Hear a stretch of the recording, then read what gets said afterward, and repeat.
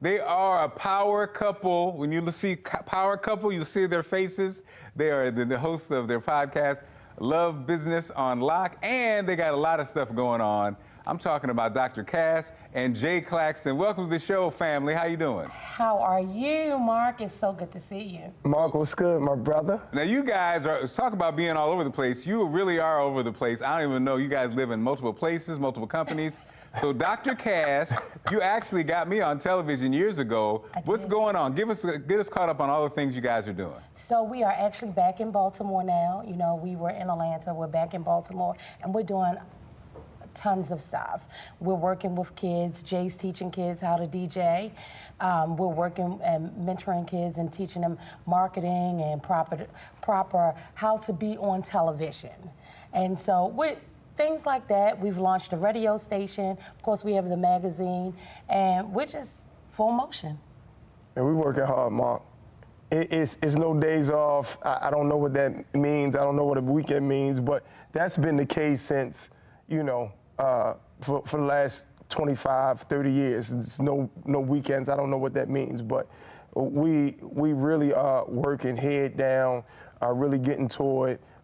We have a partnership with Heart Smiles, and you know we're at Fort Worthington School over there on Huffman Street, and we're working with kids. I'm teaching them how to DJ, like she said. I mean, I think that's really help, like that makes me feel good because I can see the smile on their face when they blend two songs together. Like to watch them blend two songs together seamlessly and they've never done it before, and to see the joy on their face. You know, here, take my number, give me a call, whatever the case may be. You know, my guy, DJ Romy Rome, actually sent me a text. Hey, do we have homework? Mr. J, we got any homework? And I just love to see that. Well, so speaking of together, you guys are doing it together. I mean, you know, we've known each other a long time. I know you guys separately, both driven and really focused. So how do you do it together? How do you manage that thing? You guys are both very successful, but you work together a lot. How do you manage that relationship? Open conversation. Hard conversation. Hard conversation. And it's kind of easy because we're both in the same industry, you know? Right. So for us, it's a tad bit easier. I understand the demands and pressures that he has. He understands the demands and pressures I have. I had to leave during the summertime for 2 weeks because I was working on a documentary in Augusta, Georgia, and Jay had to hold down the fort. And go get the bag. Yeah, I went. Get the bag. I had to go get the bag, and I went. Go get the bag. And did just that. So it's easy when you have open conversations. It's easy when you have the hard conversations, and it's easy when your foundation is friendship. Well, you guys really you understand Baltimore. What are the, what's the state of Baltimore now? Because again, we've known each other for a couple decades. You know, is it easier or harder to do what you guys have been trying to do in the entertainment space and in the education space? Is it easier? Are more people open? What's your journey on that?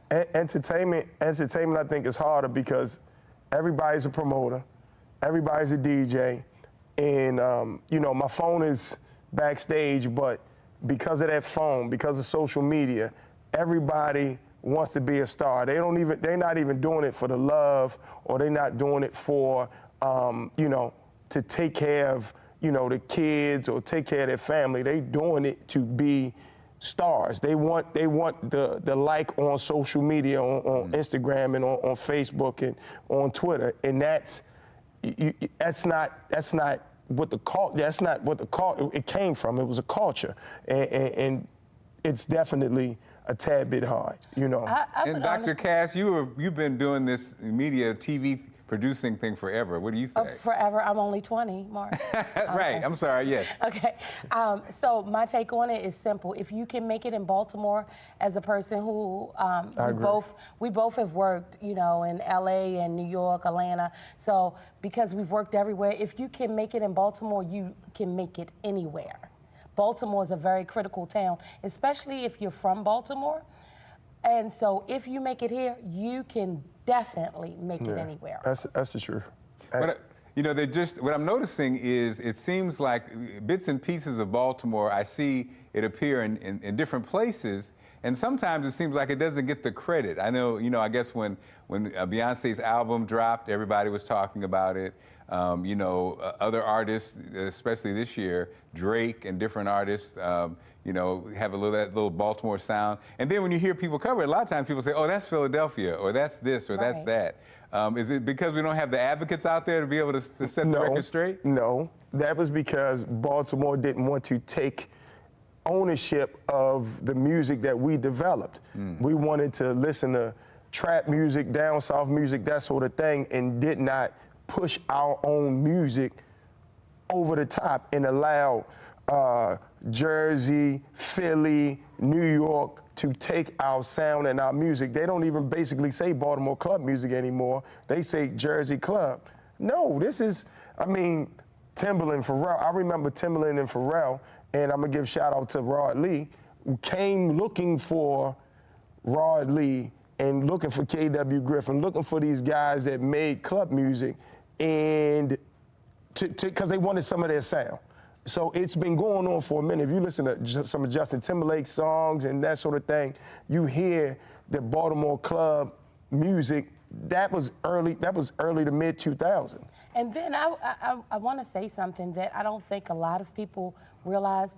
One of the biggest producers for Dr. Dre, for Justin, for Bruno Mars was born and raised right here in Baltimore, and that's Dante Winslow. He performed on the Super Bowl. Right. You know, he's performed with some of the greats. He's produced for some of the greats, and he does not get the recognition that he should. So we just got to take ownership, you know, like all the thugs, all the guys that was the guys that came to the club, popped the bottles, they didn't want to hear Baltimore club music.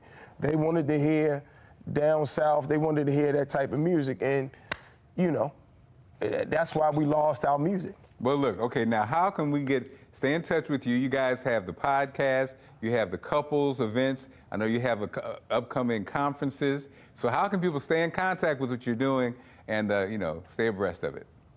It's simple. You can follow us on social media. Jay on every platform is at Jay Claxton. I on every platform is at CaSay Vaughn. Simple as that. Well, we appreciate you guys. I'm so proud of you, and thank you for joining us, okay? Thank you. I appreciate you. Hey, Marc, thank you so much, man. You look amazing, man. Well, thank you, sir. Thank you. Coming from you, Mr. Claxton. Okay, take care, guys. Now, look.